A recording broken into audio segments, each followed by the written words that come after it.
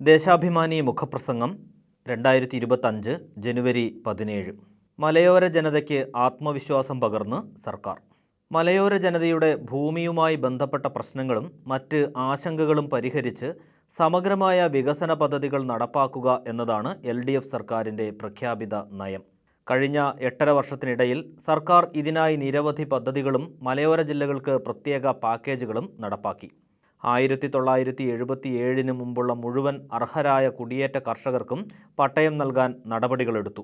ഇടുക്കിയിൽ നിലനിൽക്കുന്ന ഭൂപ്രശ്നം പരിഹരിക്കുന്നതിന് 1960 ഭൂപതിവ് നിയമത്തിൽ ഭേദഗതി വരുത്തി നിയമം പാസാക്കി. മലയോര നിവാസികളുടെ ആവാസ വ്യവസ്ഥയെ സംരക്ഷിച്ചുകൊണ്ട് അവരുടെ ജീവിതം മുന്നോട്ട് കൊണ്ടുപോകുന്നതിനുള്ള എല്ലാ സംവിധാനങ്ങളും ഉറപ്പുവരുത്തുന്നതിൽ LDF സർക്കാർ പ്രതിജ്ഞാബദ്ധമെന്ന് വിവിധ നടപടികളിലൂടെ തെളിയിച്ചിട്ടുണ്ട്. ഇതിൻ്റെ തുടർച്ചയാണ് വനം നിയമ ഭേദഗതി നടപ്പാക്കില്ലെന്ന പ്രഖ്യാപനം. കർഷകരുടെയും മലയോര മേഖലയിലെ ജനവിഭാഗങ്ങളുടെയും താൽപ്പര്യത്തിനെതിരായതോ അവരെ പ്രയാസപ്പെടുത്തുന്നതോ ആശങ്കയിലാക്കുന്നതോ ആയ ഒരു നിയമ ഭേദഗതിയും സർക്കാരിൻ്റെ ഭാഗത്തു നിന്നുണ്ടാകില്ലെന്ന് മുഖ്യമന്ത്രി പിണറായി വിജയൻ അസന്ദിഗ്ധമായി പ്രഖ്യാപിച്ചിരിക്കുകയാണ്.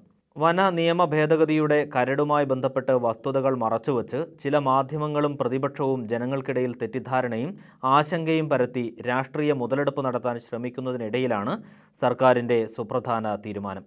ജനപക്ഷത്തു നിൽക്കുന്ന LDF സർക്കാരിൻ്റെ ഈ നടപടിയെ മലയോര ജനത ഏറെ ആഹ്ലാദത്തോടെയാണ് സ്വാഗതം ചെയ്തിരിക്കുന്നത്. 1961 കേരള വന നിയമത്തിൽ ഭേദഗതികൾക്ക് തുടക്കമിടുന്നത് 2013 UDF സർക്കാരാണ്.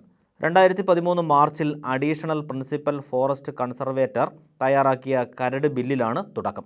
മനഃപൂർവ്വം കടന്നുകയറുക എന്ന ഉദ്ദേശത്തോടെ സഞ്ചരിക്കുന്നവർ വനത്തിനുള്ളിൽ വാഹനം നിർത്തിയിടുക, വനത്തിൽ പ്രവേശിക്കുക എന്നതെല്ലാം കുറ്റമാക്കുന്നതായിരുന്നു ഈ ഭേദഗതി.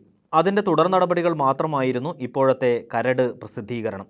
ജനങ്ങൾ ആശങ്കയിലാണെന്ന് മനസ്സിലായപ്പോൾ നിയമ ഭേദഗതിയുമായി മുന്നോട്ട് പോകേണ്ടെന്ന് സർക്കാർ തീരുമാനിക്കുകയും ചെയ്തു.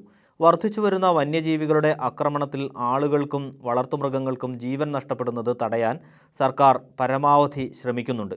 ഇക്കാര്യത്തിൽ സംസ്ഥാന സർക്കാരിന് ഒരുപാട് പരിമിതികളുമുണ്ട്. വന്യജീവി ആക്രമണങ്ങൾ നേരിടുന്നതിന് പ്രധാന തടസ്സമായി നിൽക്കുന്നത് 1972 കേന്ദ്ര നിയമമാണ്. നിയമത്തിൽ ഒരു ഇളവും നൽകാൻ സംസ്ഥാന സർക്കാരിന് സാധിക്കില്ല. ക്രിമിനൽ നിയമത്തിലെ ബന്ധപ്പെട്ട വകുപ്പ് പ്രകാരം ആക്രമണകാരികളായ വളർത്തുമൃഗങ്ങളെ വെടിവെച്ച് കൊല്ലാൻ പോലും സാധ്യമല്ലാത്ത സ്ഥിതിയാണ്. കേന്ദ്ര സർക്കാരും നാഷണൽ ടൈഗർ കൺസർവേഷൻ അതോറിറ്റിയും പുറപ്പെടുവിച്ച ജനവാസ മേഖലകളിൽ എത്തുന്ന കടുവകളെ എങ്ങനെ കൈകാര്യം ചെയ്യണം എന്ന് വിശദീകരിക്കുന്ന സ്റ്റാൻഡേർഡ് ഓപ്പറേറ്റിംഗ് പ്രൊസീജിയർ, കാട്ടാനകളെ എങ്ങനെ കൈകാര്യം ചെയ്യണമെന്ന് വിശദീകരിക്കുന്ന ഗൈഡ് ലൈൻസ് എന്നിവയും ഇതിന് തടസ്സമാണ്.